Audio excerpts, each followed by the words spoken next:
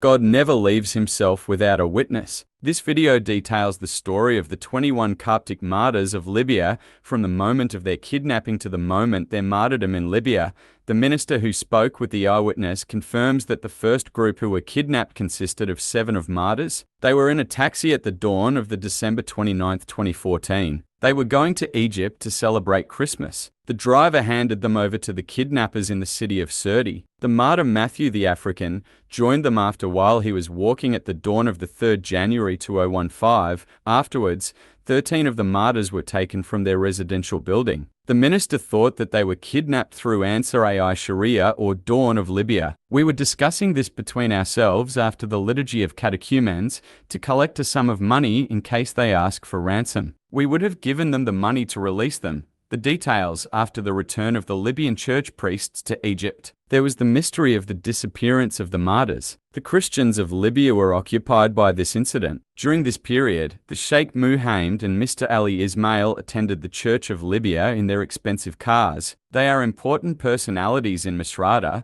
The church's servant was known to them, and this dialogue happened between them. Sheikh Muhammad, where is the church's sheikh, meaning the priest? The church's servant, you know that he already returned to Egypt. Mr. Ali, we need to see him urgently. The servant, is there a way I can help? Sheikh Muhammad, there is a son of a friend of us who had a Christian devil. We took him to doctors but to no avail. We took him to a Muslim sheikh and the Muslim sheikh said that a Christian priest is the one who can release this devil. The servant replied, if he were here, he would have gone with you. Mr. Ali replied, you pray with these people, so you know like him. The servant, I pray with these people priests, but these are gifts that I don't know and I have never tried it before. Emir Ali, just do like the Sheikh of Christians Makari. He meant the priest Father Makari Yunan, as we have seen him on TV. Sheikh Muhammad, don't let us down. The servant, I really don't know. Sheikh Muhammad, please come with us. The servant, all right, just so you won't be upset. I will come with you, but please excuse me if I cannot do anything. He made the sign of the cross on himself and went with them to the ill man. The man was in his early 20s,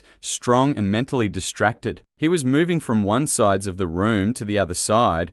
The following dialogue was between the possessed man and the servant. The servant, tell me what happened to you. The man, I couldn't sleep for 3 days and I'm feeling fear and panic. I can't live like this. The servant, calm down and tell me. The man, my name is Hamd from the group of Libya Dawn. Some time ago, the group of ISIS asked for 50 persons to guard them in return for $5,000 per month for each person. I joined them and our role was to be a guide to them in Libya to guard their camp. The man continued and said, the Christian priests did magic on us. The servant asked him, why did the Christian priest perform magic on you? The man, since they caught the 7 while they were returning to Egypt and they locked them in the area of Sur till eventually they captured the 21 persons. The servant asked him, then what happened? The man, we placed them in a camp between the 2 areas of Sur and Derna. The camp was guarded between Libya Dawn from the western side and supporters of law from the eastern side. The servant said with eagerness, what happened after? The man, in the first week ISIS talked with them and said,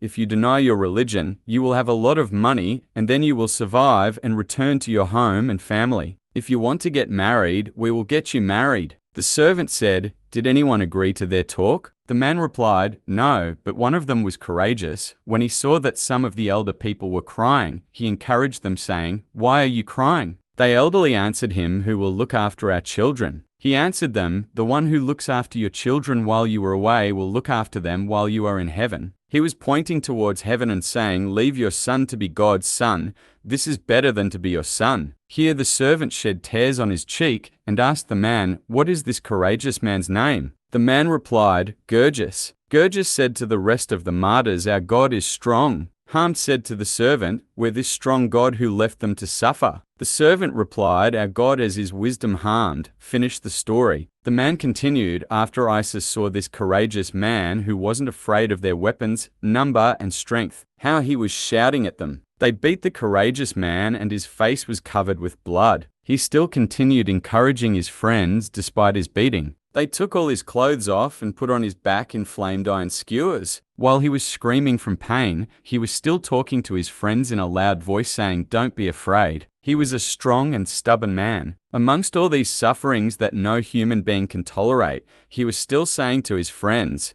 "Don't be afraid, as you will have heavenly glories. You will be like Saint Minor, Saint George, and Saint Abucephine." Of course, the man didn't know the names of the martyrs he mentioned, but the servant knew what he meant. The only name he uttered properly was Abucephine because it was easy for him. The servant asked him to continue. The man told him, in the second week, they started to torture, beat, curse, and leave them without food. They made 2 ditches under the ground. They used to beat and torture them during the day and put them in the ditch at night. They filled the ditches with water, so they wouldn't be able to rest from the suffering throughout the day from humiliation and beating. The servant said, "Did you see more suffering other than the humiliation and beating?" The man, "Yes, they used to fill a bag with sand and tie it with ropes from each corner of the bag and put it on their backs and tie them under their armpit and at their knees. They also put water on the bag to be heavier. They forced them to crawl with these weights, which were equal to 100 kilos, and beat them if they stopped crawling. They stepped over them with their feet with humiliations and swearing. Also to iron their bodies with skewers flamed with fire." The servant shed tears, though he was proud of them for their hard faith. From within, he longed to be with them, and he continued his dialogue with the man, saying, "Do you know why they kidnapped them?" The man said, "For them to know the true God, as the Christians are atheists." The servant looked at him, saying, "Did you have a role or help them in order to know the right God?" The man, "Our role with ISIS is practical and we take money for it. Our role was to guard the camp and we didn't help them in their beating." The servant, "Up till now I cannot see any Christians magic as you have said." The man said, "In one night the Christians performed magic on us. They were entrenched and they were chanting, 'Eisen, Eisen.'" The servant interrupted him and said, "Do you mean Kyrie eleison?" The man, "Exactly. It is as if you were with them." After that, the ground shook under our feet. We were frightened and run up about 2 meters until we felt that the ground was steady. There we saw white ghosts. The servant asked him, "At what hour did this happen?" The man said, "Between 2.3 and 3.0 am." The servant asked him, "Can you tell me the form of these ghosts?" The man said, "I couldn't differentiate between them, but they were illuminated and they moved around the trenches and they went up and down in them." The servant asked, "What did you do?" The man said, "We were frightened and there was a strange smell and it was our first time to smell it." The servant asked him, "Did it smell good?" The man answered, "It was very good fragrance that you cannot find it in the shops." The servant asked him, "What happened after?" The man, "This day passed after we were frightened. The next morning they left the trenches, and our surprise increased when we find them not exhausted. It is as if they slept well throughout the night even though they were awake all night praising their God. ISIS took them and they made a rehearsal of the killing of the Christians many times in different times, and they recorded them. ISIS said, "If this strong Gurgis was with us,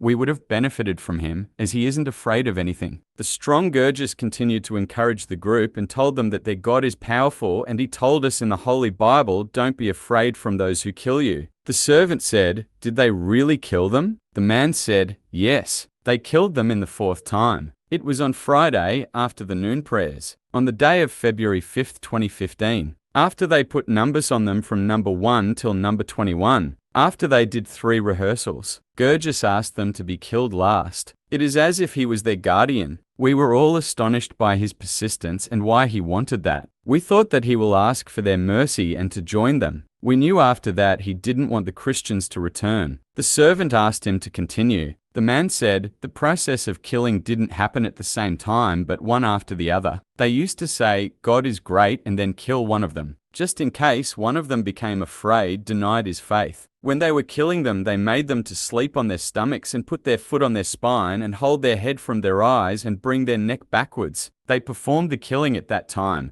We heard the phrase, what they used to say in the trenches, 'Eisen, Eisen, Kyrie eleison,' Kyrie eleison in a very loud voice, and we weren't even sure who was saying it. We also saw white ghosts moving around them while God's light was shining. We also saw strange people. One of them was riding a horse and another one was holding 2 swords. The color of the sky changed and there was lightning and thunder. Even ISIS were very afraid. When they killed the 21st person, I fell on the floor and I woke up in the hospital of Misrata and I had this Christian devil. I couldn't sleep or forget what I have seen or heard. Here the servant was between shedding tears and smiling due to the pride and faith of these righteous martyrs. He prayed on a glass of water and signed the cross on it. He then sprayed the water 3 times on the man. He went out to drink the tea with the father of the man as he asked him to do that. After 15 minutes, the brother of the man told the servant, "Blessed are you, thank God. My brother slept and he is in a better state than before." God allowed this miracle to discover what happened,